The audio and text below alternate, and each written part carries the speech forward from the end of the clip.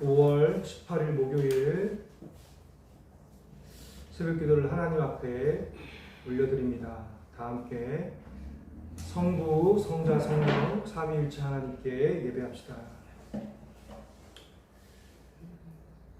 참 좋으신 아버지 하나님, 우리에게 목요일을 허락해 주셨습니다. 주신 날, 오늘도 주님의 날로 여기며 우리 삶의 자리 가운데 주님과 동행하며 인도하심을 받고자 하오니 오늘도 한 말씀만 허락하여 주옵소서. 오늘은 5.18 민주화 운동 기념일이기도 하고 무엇보다 주님의 승천일이기도 합니다. 세속의 시간과 카이로스의 시간 가운데 아버지 하나님께서 오늘도 안성맞춤의 은혜를 우리에게 입혀주셔서 쓰러지고 낭망하고 지칠 것이 아니라 주님의 증인으로 살아가는 데에 부족함이 없도록 은혜 내려 주옵소서. 예수님의 이름으로 기도드립니다. 아멘. 찬송가 430장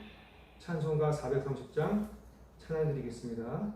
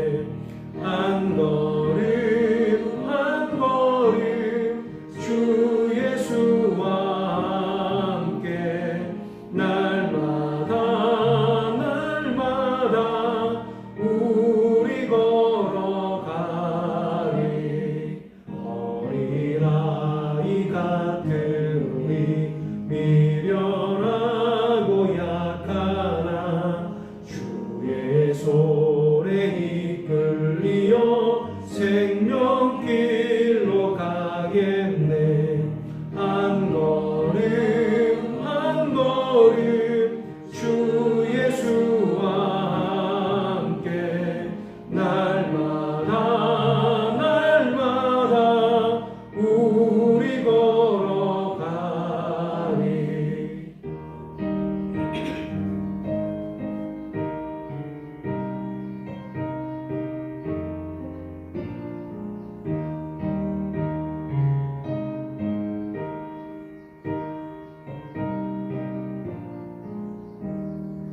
꽃이 피는 들판이나 험한 골짜기라도 주가 인도하는 대로 주와 같이 가겠네. 한 걸음 한 걸음 주 예수와 함께 날마다 우리 걸어가리. 옛 선지자의 녹같이 우리들도 천국에 들려 올라갈 때까지 주와 같이 걷겠네. 한 걸음 한 걸음 주 예수와 함께 날마다 날마다 우리 걸어가리.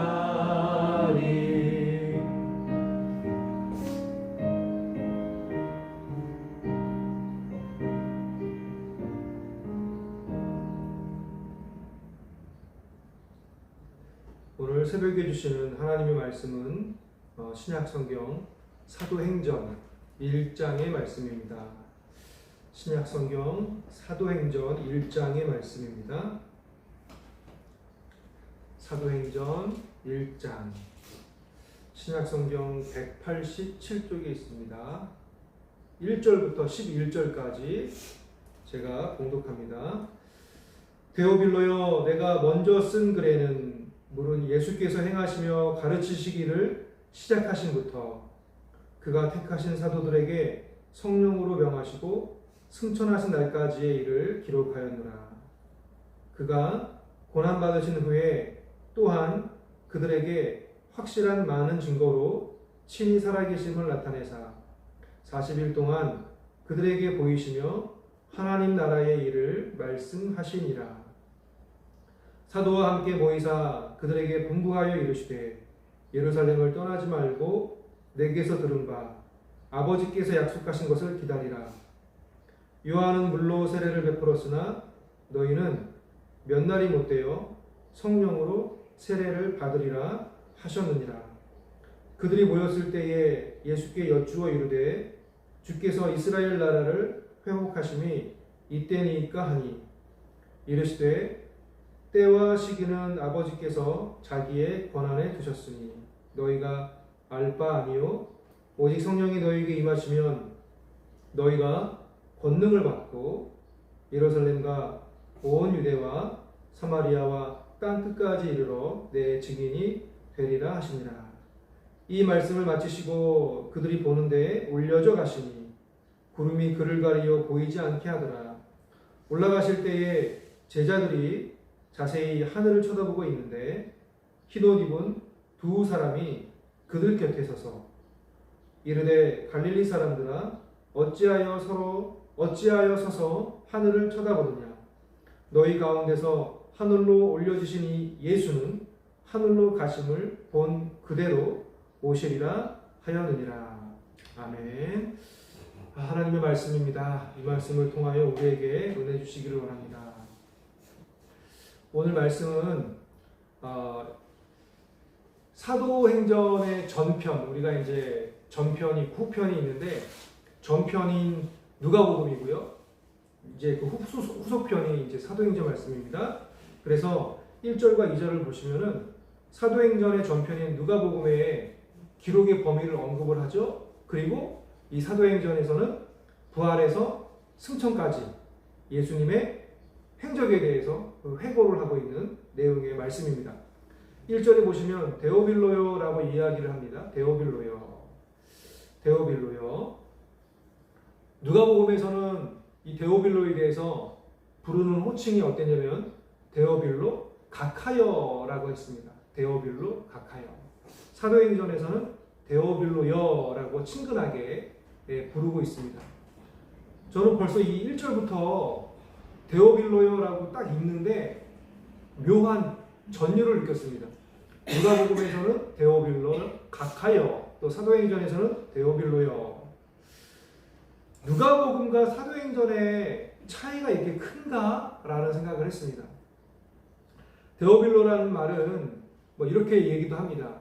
합성어로서 데오스, 하나님을 가리키고 있고 필로스는 사랑이라는 뜻이지 않습니까? 그러면 데오빌로는 데오스와 필로스가 결합된 거예요. 그래서 하나님의 사랑을 받는 자 혹은 하나님을 사랑하는 자라고 이렇게 해석이 되어져요. 그래서 실제로 데오빌로라고 하는 이 사람이 있었던지 그 가카의 이름이 데오빌로라고 그랬잖아요. 누가복음에. 그래서 실제로 그런 사람이 있었는지 아니면 하나님을 사랑하는 자 혹은 하나님의 사랑을 받는 자라고 이렇게 애칭, 별칭을 불러가지고 데오빌로라고 말했는지 여러 가지 설이 있어요. 우리가 이제 그거를 다 따지기는 좀 곤란하고 우리가 여기서 알아볼 수 있는 건 이런 것 같아요. 데오빌로라고 하는 그 누군가가 있는데 누가복음에서는 가카로 불렸고 사도행전에서는 이름으로 불렸어요. 그러니까 저는 공동체가 중요하다는 걸 이 1절에서부터 좀 느끼는 것 같아요. 사도행전을 기록할 때에 데오빌로라고 하는 사람이 신앙이 성장한 거예요. 그리고 그 공동체 안에서 받아들여진 거예요. 공동체 안에 한 일원인 거예요. 일원.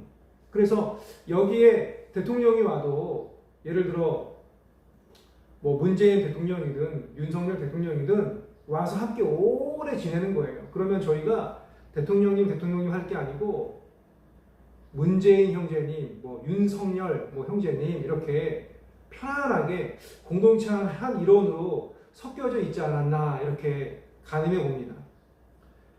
이러한 공동체가 진짜 좋은 공동체 아니겠습니까?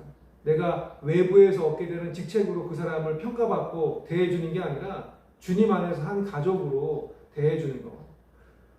사도행전 말씀을 이렇게 읽어보니까 이게 공동체를 베이스로 딱 밑바탕으로 깔고 이 말씀을 묵상하고 이 말씀을 읽으면 참 은혜가 되겠구나라는 그런 생각을 해보게 됩니다. 3절 말씀 보면 확실한 많은 증거가 있다고 합니다. 어떤 증거요? 예수님께서 부활하셔서 40일 동안 제자들에게 보이셨다. 그리고 하나님 나라의 일을 말씀하셨다. 여기에 확실한 많은 증거가 있었다라고 얘기합니다. 확실한 많은 증거는 여러 가지가 있지만 한 두 가지 정도만 말씀을 드리면 요한복음의 20장에 가보면 십자가 처형에서 당신이 당한 이 고난의 흔적이 있지 않습니까? 못 자국하고 창 자국하고 그거를 보여주시는 장면이 하나 있었고 또 하나는 요한복음 21장에 예수님이 아침에 생선을 준비하시잖아요. 그래서 제자들이랑 함께 먹이잖아요. 그 다음에 엠마오로 가는 두 제자의 이야기를 아시죠? 그때도 예수님이 함께 하셨잖아요. 그리고 사도 요한은 요한일서 1장에서 보면 뭐라고 합니까? 우리도 눈으로 보고 주목하고 손으로 만진바다 라고 부활하신 예수에 대해서 사도 요한이 얘기를 합니다. 그리고 40일 동안 이것도 중요해요. 40일 동안 성경의 쭉 기록을 보면 예수님께서 대략 10여 회 정도 나타나셨어요. 10여 회 정도. 막달라 마리아에게서 나타나셨고 베드로와 요한에게서 나타나셨고 12제자에게 나타나셨고 그 다음에 500의 형제에게 나타나셨고 이렇게 여러 차례 또 엠마오로 가는 제자에게 나타나셨고 이렇게 한 대략 한 10여 회 정도 나타나셨어요. 그래서 이 40일이라고 하는 이 숫자라고 하는 것은 뭐냐면 숫자 기간적으로도 40일이고 우리가 흔히 40일 하면 꽉 찬 수라고 하죠. 부족함이 없는 수라고 해서 모세가 시내산에 올라가서 금식기도 했었을 때에도 얼마예요? 40일 동안 금식기도 했죠. 예수님도 광야에서 40일 동안 금식기도 하셨죠. 이 40일은 꽉 찬 수예요. 완전한 수. 자, 그래서 부활하고 승천하기까지 예수님이 40일 동안 이렇게 지내셨다라고 하는 행적을 간단하게 사도행전 1장 1절부터 11절까지 요약하고 있는 거예요. 그래서 사도들에게 확실하고도 많은 증거로 내가 다시 살아났다라는 걸 보여주고 있고 부활하신 후에 승천하시기까지 40일 동안 제자들에게 자신도 보여주시고 가장 중요한 거 있죠. 하나님 나라의 일을 가르치셨다. 하나님 나라의 일을 가르치셨다. 자, 그 다음에 4절부터 5절까지 말씀을 보면 약속을 하나 하십니다. 무슨 약속을 하냐면 성령이 강림한다. 그러니까 기다리라고 명령하시죠. 그리고 너희들이 몇 날이 못 되어서 성령으로 세례를 받을 거다라고 일러주십니다. 그리고 유명한 6절에서부터 8절까지 예수님의 지상 대명령, 선교 명령을 내리시죠. 그래서 이제 1장 8절에 보면 오직 성령이 너에게 임하면 너희가 권능을 받고 그 다음에 예루살렘과 온 유대야와 사마리아와 땅끝까지 이르러 내 증인이 되리라. 그러니까 예수님의 증인이 되리라 하셨습니다. 근데 이 말씀 앞에 보면 뭐가 있습니까? 제자들이 뭐라 그러냐면 예수님 이스라엘을 회복할 때가 언제쯤 되겠습니까? 라고 물어보죠. 제자들이 예수님한테 언제쯤 이스라엘이 회복될 겁니까? 그랬더니 예수님이 뭐라고 답변합니까? 때와 기한은 아버지의 권한이기 때문에 너희들이 알 바가 아니다 라고 말씀합니다. 이건 다시 한번 정리하면서 말씀을 드리겠습니다. 자, 그리고 말씀을 쭉 보면서 어디를 보시냐면은 이 모였을 때라고 하는 단어를 보시면 참 좋을 것 같아요. 모였을 때. 6절 말씀에 그들이 모였을 때 예수께 여쭈어 이르되 주께서 이스라엘 나라를 회복하심이 이때니까 하니 그랬습니다. 모였을 때.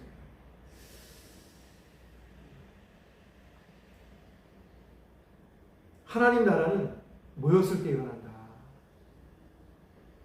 하나님 나라는 공동체로 함께 있을 때 일어난다. 사도행전은 교회의 시작과 더불어서 교회가 급속하게 성장하고 확장하는 모습을 아주 역동적인 모습을 보여주지 않습니까?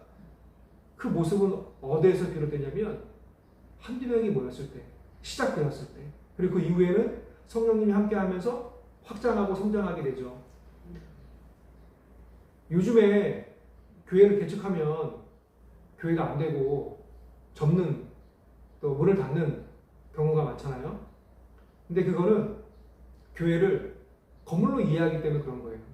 교회는 건물이 아니고 교회는 모임이고 교회는 하나님을 사랑하는 사람이 그의 부르심을 받아서 함께 모여 기도하고 고백하고 공동체를 이루어내는 것. 그게 교회입니다.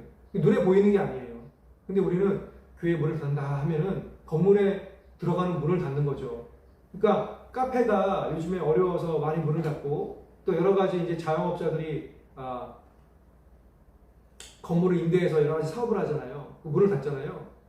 설사 교회의 문을 닫아도 교회는 닫혀지는 게 아니에요. 망하는 게 아니에요. 우리가 교회잖아요, 우리가. 그래서 우리가 이 학원이라고 하는 공간을 빌려서 예배를 드리지만 실은 가정이 교회예요. 그리고 밥 먹는 식당이 교회가 될 수도 있고요. 카페가 당연히 교회가 될 수도 있고요. 그래서 건물을 우리가 의지해서 이렇게 생각하면 안 된다라는 것을 이 새벽에 다시 한번 나누게 됩니다. 교회는 뭐다? 모이는 게 교회예요. 우리가 야외에서 모여도 교회가 되고요. 맞아요. 우리가 2014년도에 그 호주에 부르도프를 갔었을 때요. 거기는 별도 예배당이 있지 않았어요. 그냥 다이닝 룸이 예배를 드리는 공간이었고 그 광활한 대자연이 예배를 드리는 처소였었어요. 그래서 주일날에 야외에서 큰 나무 밑에서 뺑똥 그렇게 둘러 모여가지고요. 예배를 드렸고요. 거기에 뭐 피아노가 있습니까? 뭐 신디사이저가 있습니까? 아무것도 없었어요. 그냥 다 모인 거예요. 모여서 찬양하는 거예요. 그리고 기도하고 말씀을 선포하고 말씀을 듣고 나누고 인사하고 밤에도 좀 쌀쌀하긴 했지만 다 모여가지고 하늘의 별을 보면서 하늘의 달빛을 보면서 예배를 드렸어요. 그게 교회예요. 교회는 건물이 아닙니다. 혹여나 이 유튜브를 보시면서 교회에 대해서 교회는 건물이다라고 생각하는 분들이 아마 안 계시겠지만 그렇다면 그게 교회가 아닙니다. 그래서 그게 교회라고 말하는 교회를 나오시고 여러분들이 진짜 가정에서부터 교회를 시작하셨으면 좋겠습니다. 자, 계속해서 여쭈어 이르되라고 했습니다. 제자들이 모여서 여쭈어 이르되라고 예수님께 물어봤죠. 이걸 한번 짚고 넘어가야 될 것 같아요. 간단하게 말씀을 드리면 아직도 제자들은 무언가 착각 속에 빠져 있죠. 어떤 착각입니까? 예수님이 이제 부활하셨어요. 다시 살아나신 거예요. 그러니까 예수님이 돌아가셨을 때에 희망이 다 사라졌잖아요. 어떤 희망이요? 이스라엘이라고 하는 나라가 로마의 압제로부터 해방이 되는 그런 희망, 독립을 하는 희망. 그런데 그게 다 사라져 버렸어요. 근데 예수님이 다시 살아나신 거예요. 제자들의 입장에서 보았을 때 얼마나 좋았겠어요. 야, 이제 예수님이 살아나셨으니까 우리 이스라엘이 로마의 지배로부터 벗어나서 해방을 맛보겠구나. 그래서 물어본 거잖아요. 언제쯤 이스라엘이 독립을 할 수 있습니까? 근데 예수님 답변을 뭐였냐면 그거는 너희가 알 바 아니다. 다시 말하자면 말하지 마, 됐어. 그냥 그거는 너희들이 궁금해할 필요가 없다. 이렇게 말씀하시는 거예요. 여기에서 때와 기한이 뭡니까? 실제로 보면 때와 기한이 있는데 때는 크로누스, 기한은 카이로스예요. 이게 각각의 원형이 크로노스이고 카이로스예요. 크로노스는 정해진 객관적인 역사예요. 역사의 시간이에요. 그러니까 아까 제가 처음에 5.18 민주화 운동 기념일이라 그랬잖아요. 1980년 5월 18일. 그거는 크로노스예요. 역사 속에 딱 정해진 시간이에요. 카이로스는 뭐예요? 하나님의 특별한 사건이 임하는 시간이 카이로스예요. 누가는 사도행전을 기록하면서 크로누스, 카이루스라고 말하고 있어요. 때와 기한. 예수님이 돌아가셨어요. 이거는 크로노스예요. 역사 속에 기록이 되어 있잖아요. 예수님 이 땅에 실제로 오셔서 십자가에서 처형당하셨잖아요. 이순신이 적의 죽임당한 그 날짜랑 똑같은 동일한 날짜, 예수님도 그렇게 돌아가신 거예요. 이게 크로노스예요. 그런데 카이로스는 뭐예요? 예수님이 승천하시고 나서 재림 때까지, 그게 언제인지 저희가 모르잖아요. 그때 다시 오시는 거예요. 그거는 누구만 알아요? 하나님만 아시는 특별한 사건이잖아요. 이거는 카이로스예요. 그러니까 누가는 크로노스랑 카이로스랑 다 쓴 거예요. 그러니까 이 세상의 주인이 누구세요? 하나님이신 거예요. 하나님의 역사를 이끌어 가시고 그 역사 속에서 특별한 사건을 만들어 놓으시는 거예요. 이건 다 누가 계획하시는 거예요? 하나님이 계획하시는 거다. 하나님이 진행해 나아가시는 거다. 우리는 그 안에서 그 하나님과 동행하면서 삶을 살아내는 거예요. 누가가 이 종말의 시기를 계속 얘기해요. 종말의 시기. 때와 기한은 너희가 알 바가 아니다. 예수님이 다시 오신다. 그런데 지금 초대교회 공동체가 막 시작되고 있잖아요. 예수님이 마가복음에서 뭐라 그랬어요? 예수님이 마가복음 9장 1절에서 뭐라 그랬냐면 이렇게 말씀합니다. 너희 중에 지금 생전에 죽기 전에 하나님 나라가 임하는 것을 볼 자도 있다고 말씀했어요. 제가 만약에 그때 그 말씀 들었잖아요. 그럼 저는 예수님 안 믿었을 것 같아. 마가복음의 9장에 보면은 예수님이 직접 자기가 말씀하잖아요. 너희들 중에서는 생전에 하나님 나라를 볼 사람이 있을 거야. 아니 그런데 예수님이 십자가에 처형당하셨잖아요. 예수님이 지금 부활하셨잖아요. 지금. 그래가지고 40일 동안 계시다가 승천하시는 내용이잖아요. 오늘 말씀이. 그런데 요즘 이 말씀 보다가 참 많은 분들이 떠올랐네요. 여기 경기도 광주 태천에 보면 나눔의 집 있잖아요. 거기 위안부 할머님 사시는데 계속 돌아가시잖아요. 지금. 이제 9분 남으셨다고 그러더라고요. 야, 그러니까 그걸 한번 생각해 보세요. 근데 이분들은 일본으로부터 정말 진정 어린 사과를 받고 싶으시잖아요. 근데 기다리고 있는데 한 분 한 분 돌아가시잖아요. 예수님도 마찬가지, 예수님을 믿는 제자들도 마찬가지예요. 예수님이 오신다고 했는데 언제 오시려나 한 분 계속 돌아가시는 거예요. 예수님 생전에 살아있던 사람들이 죽어가는데 종말이 임박했다고 하는데 종말이 임박한 것 같지 않은 거예요, 지금. 그러니까 초대교회 공동체는 큰 시험에 빠진 거예요. 어떤 시험에? 예수님 거짓말 하신 거 아니야? 우리가 예수님을 잘못 믿은 거 아니야? 불안해하고 걱정하고. 오늘 본문 말씀은 그런 불안과 염려와 걱정이 있는 초대교회 공동체한테 말씀해 주시는 거예요. 불안해하지 말고 걱정하지 말고 염려하지 마라. 주님이 지금 여러분 눈앞에서 승천하고 계시지 않냐? 다시 이분이 오실 거란 말이야. 근데 그 때와 기한을 알 수가 없어. 불안해하지 마. 결국 이 말씀인즉슨 자꾸 그런 거 물어보지 말고 그런 거 물어보기 전에 지금 여기에서 똑바로 살았으면 좋겠다. 여기에서 똑바로 살아라. 재림을 언제입니까? 라고 하는 시기에 대해서 이 크로노스에 대해서 말하지 마. 물어보지 말고 카이로스는 나에게 있는 권한이 아니야. 하나님 안에 아셔. 그러니까 재림을 준비하는 자세를 갖고 살아라 라고 하는 시각의 전환을 말씀해 주고 계세요. 자, 계속해서 9절로부터 11절 말씀을 봅니다. 여기에서는 예수님의 승천 장면이 나오고 있죠. 지상의 선교 대명령을 말씀하시고 구름 사이로 올라가시는 모습. 제자들이 넋을 잃고 이렇게 쳐다보니까 하늘에 두 사람이 있다 그랬잖아요. 뭐 두 사람이라고 얘기하기도 하고 옛날 성경에는 천사라고 얘기도 하고. 그래서 예수께서 승천하신 대로 다시 이 땅에 재림하실 거라고 하늘에서 흰옷 입은 사람 두 사람이 알려주는 그런 내용으로 오늘 11절 말씀이 맞춰집니다. 오늘 말씀을 정리하면서 자, 저는 세 가지 말씀을 함께 나누고 싶습니다. 첫 번째는 공동체. 사도행전은 공동체를 빼고는 말할 수가 없다. 초대교회가 시작이 되는 거예요. 모이기 시작한 거예요.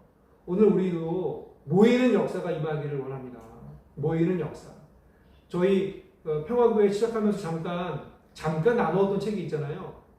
무슨 책인지 혹시 아세요? 아주 책 제목이 도발적이에요. 닭장교회로부터 뭐죠? 도망쳐라니까요. 맨날 우리 한국교회 성도들이 수평 이동을 하는데 좋은 교회만 간다는 거예요. 주차 잘 되고, 그다음 시설 좋고, 교회 학교 잘 돼 있고, 목사님 설교 엄청 좋고, 그런 교회만 간다는 거예요.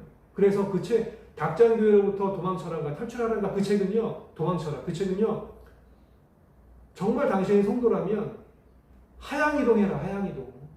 왜 세상에 똑같은 수많은 사람들처럼 그렇게 상향이동하려고 하냐. 이건 뭐 제가 말한다고 이 유튜브 방송을 듣고 우리 교회 올 것도 아니지만 그래도 지역 주변에 있는 어려운 자그마한 공동체가 있으면 관심을 갖고 기도를 해주세요. 거기에도 하나님의 역사가 모일 때 시작이 됩니다. 모일 때 시작이 됩니다. 그리고 코로나 때문에 우리 많은 한국교회 성도 여러분 구역 모임 못하셨죠. 셀 모임 못하셨죠. 가정교회 모임 못하셨죠. 이제는 모임 해도 되잖아요. 그렇죠? 모임 해도 돼요. 모여서 말씀의 교제를 나누고 식탁의 교제를 나누시길 바랍니다. 초대교회가 왜 폭발적으로 성장했습니까? 어려움 당한 사람들, 전염병이 휘몰아쳤을 때 예수 믿는 사람들은 도망치지 않았어요. 그 안에서 자기가 병에 걸려 죽더라도 간호하다가 함께 보살피는 그런 섬기는 사람이 되었어요. 그럴 때 초대교회가 성장했던 것처럼 여러분 구역에서 가정에서 잘 돌보고 섬기실 수 있기를 바랍니다. 그 다음에 교회에서는요, 신분의 고하가 없는 것 같아요. 데오빌로 각하였다가 지금은 데오빌로라고 부르고 있잖아요. 그만큼 한 일원이 되었다라고 하는 거 너무 가슴 설레고 뿌듯한 일인 것 같아요. 그래서 우리가 교회 안에서 높고 낮음이 없고 서로 화해하고 서로 평등하고 평화할 수 있는 그런 교회가 되면 너무 좋을 것 같습니다. 자, 그 다음에 예수님이 승천하시면서 우리에게 명령하신 것, 증인이 되라 말씀하셨잖아요. 증인이 되라. 이게 참 어려운 것 같아요. 증인이 되라. 뭐 알아야 증인이 되죠. 보고 들어야 증인이 되죠. 증인은 증거하는 사람이잖아요. 보고 듣는 게 있어야 증인이 되죠. 하나님은 우리에게 두 가지를 공급해 주셨어요. 뭐예요? 첫 번째는 복음서를 통한 기록으로서 우리가 이거를 읽고 깨달으면 성령님이 우리에게 도와주시면 우리가 십자가와 부활에 대해서 보고 들을 수 있는 거예요. 지금 어떻게 우리가 십자가를 볼 수 있겠어요? 지금 우리가 어떻게 부활을 볼 수 있겠어요? 그건 이미 2000년 전에 이루어진 일들인데 그럼 우리가 지금 어떻게 해야 됩니까? 이렇게 새벽에 또 주일에 그리고 주중에 계속 말씀을 보고 듣고 성령님의 도우심을 통해서 내가 십자가를 말씀을 통해서 보고 내가 부활을 말씀을 통해서 보고 지금도 이런 은혜와 역사가 일어나고 있잖아요. 지금도. 그래서 우리가 열심히 말씀을 읽고 열심히 말씀을 보고 그래서 이 말씀을 통해서 십자가와 부활을 보고 들을 수 있기를 바랍니다. 그래서 신앙의 피상성에서 탈출할 수 있기를 바랍니다. 제가 새벽에 기도하면서 요즘에 하나님께 계속 기도하는 기도의 제목이 있어요. 어떤 기도냐면 하나님 제가 정말 뜬구름 잡는 말씀을 전하지 않게 해주십시오. 제 경험과 제 체험과 제가 하나님을 만난 그 마음을 나눌 수 있도록 저에게 은혜를 주십시오. 이 말씀을 읽는데 교사가 될 수는 있을 것 같아요. 교사. 모세오경은 이렇고 선지서는 이렇고 오늘 말씀 몇 절부터 몇 절까지는 이렇고 다 풀어서 전달은 딜리버리는 잘할 수 있을 것 같아요. 근데 그게 중요한 거 아니잖아요. 그건 우리 성도님들도 다 하세요. 다 하실 줄 아는 거예요.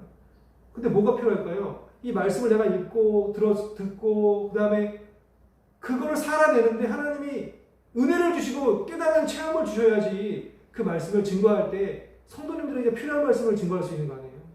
성도님들에게 잘 말씀을 전할 수 있는 거 아니에요. 지식을 전달하는 것은 말씀을 전달하는 게 아니에요. 말씀은 살아있고 역사하는 운동력이 있는 건데 그 운동력을 전해야 되잖아요. 그래서 우리가 하나님 이 말씀을 읽어도 새벽에 나와서 예배를 드려도 주일날 말씀을 들어도 그거는 목사님의 말씀인데 나에게도 그런 말씀의 은혜와 체험을 달라고 기도하고 추상적이고 피상적으로 살지 않도록 그렇게 기도해야 되지 않겠습니까? 그러한 신앙인의 삶을 살 수 있기를 바랍니다. 제가 계속해서 이 성서전과 말씀을 올리고 있어요. 제가 이 올리는 이유가 있어요. 제가 꿈꾸는 게 있어요. 뭘 꿈꾸냐면 개척해가지고 성도도 없는데 뭘 꿈꾸냐면 제가 새벽 기도를 제외하고 하루에 3번을 기도했으면 좋겠다. 교회에서. 성도님들 보고 멀리 있는 어제는 하남에서 온 형제가 있는데 계속 교회 나오라는 그런 얘기가 아니에요.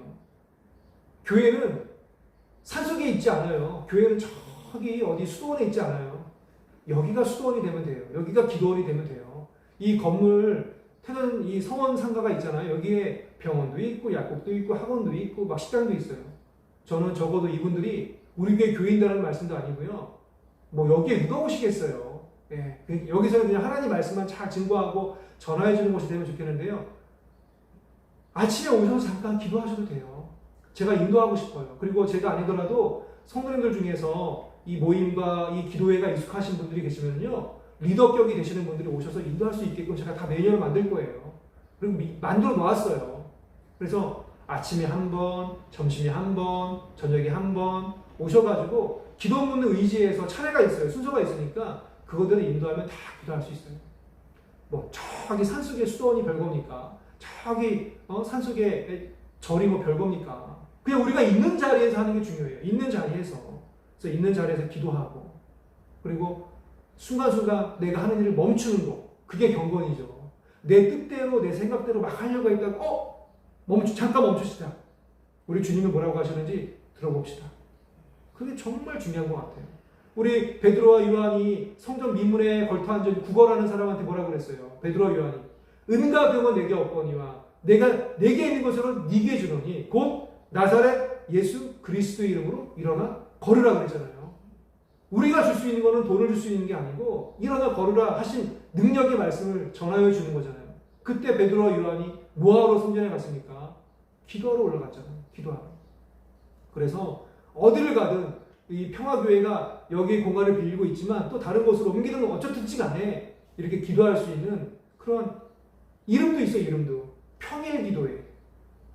평일기도회. 평화를 일상 속에서 이루어내는 기도회예요. 평일기도회. 평일은 매일매일이라는 느낌도 있잖아요. 이중적인 의미예요. 그래서 그렇게 기도할 수 있는 그런 날이 왔으면 좋겠습니다. 마지막으로 한 가지만 더 말씀드리고 마칠게요. 오늘 제자들이 예수님 돌아가셨을 때에도 실망했죠. 아마 예수님 부활 승천하시고 나서도 실망했을 거예요. 왜냐하면 이스라엘이 동력을 못했거든요. 로마한테. 이게 삶이 허망할 때가 있는 거예요. 그런데 이걸 예수님이 깨신 거잖아요. 오늘. 때와 기한은 너희 알 바 아니다. 너희는 열심히 너희의 본질을 갖고 살아라. 너희들의 중심을 갖고 살아라. 이렇게 말씀하시잖아요. 뭘 말하는 거예요? 너희들 이제 선민사상을 깨야 된다. 민족주의 깨야 된다. 지금 내가 말하는 거는 이스라엘 나라의 회복이 아니다. 내가 말하는 거는 전 우주의 회복이다. 전 세계의 회복이다. 그걸 말씀하시는 거예요. 하나님의 나라는 이스라엘에 국한된 게 아닙니다. 이스라엘에게 국한됐으면 이 말씀이 우리에게 오지도 않았어요. 하나님의 말씀은 전 우주적인 거예요. 하나님 나라는 전 세계적인 거예요. 해목은 선민사상, 해목은 우리 공동체끼리만, 우리 교회끼리만 그거 아니고 우리 민족만 그거 아니에요. 하나님 나라는 전 세계적이고 우주적인 거예요. 그래서 이거를 개인적으로 얘기하면 자기중심주의라고 그러죠. 자기중심주의, 자기이기주의라고 하죠. 국가나 민족으로 말하면 자기민족주의, 자기국가주의 이렇게 얘기하는 거잖아요. 이게 아니라는 거예요. 우리 믿는 사람들. 외국에서 손님이 오면 받아가 손님 대접 잘하고 또 우리 외국에 갈 때 그렇게 대접받고 전국적으로 전 세계적으로 이렇게 서로서로 섬기고 사랑할 수 있는 그러한 하나님 나라. 우리가 그런 하나님 나라를 꿈꿀 수 있기를 바랍니다. 우리가 하는 학원도 그런 하나님 나라라는 생각으로 하면 돼요. 학원도. 제가 하는 일도, 제가 주중에 하는 법인 참된 평화를 만드는 사람들 사는 일도, 제가 교육청에 가서 하는 학폭도 하나님 나라를 위해서 하는 일이잖아요.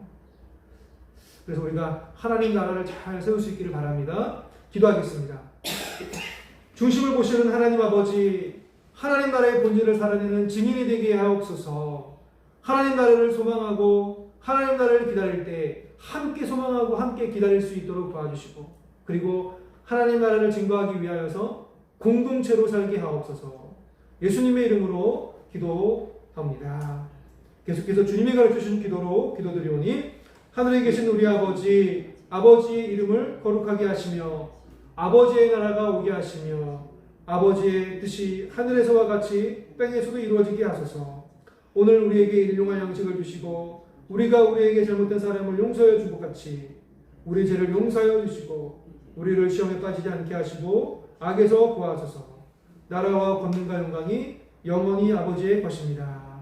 아멘. 우리가 매일 기도하는 기도의 제목들이 있습니다. 기억해서 기도해 주세요. 오늘 말씀을 위해서 기도해 주시고 또 우리 성원상가를 위해서 성원상가의 사업장들을 위해서 우리 또 학원 사역을 위해서 그리고 우리 태전초를 위해서 그리고 태성초 위에 또 여러 학교들이 있는데 계속해서 기도하기를 원합니다. 기도하시다가 돌아가시길 바랍니다. 기도하겠습니다.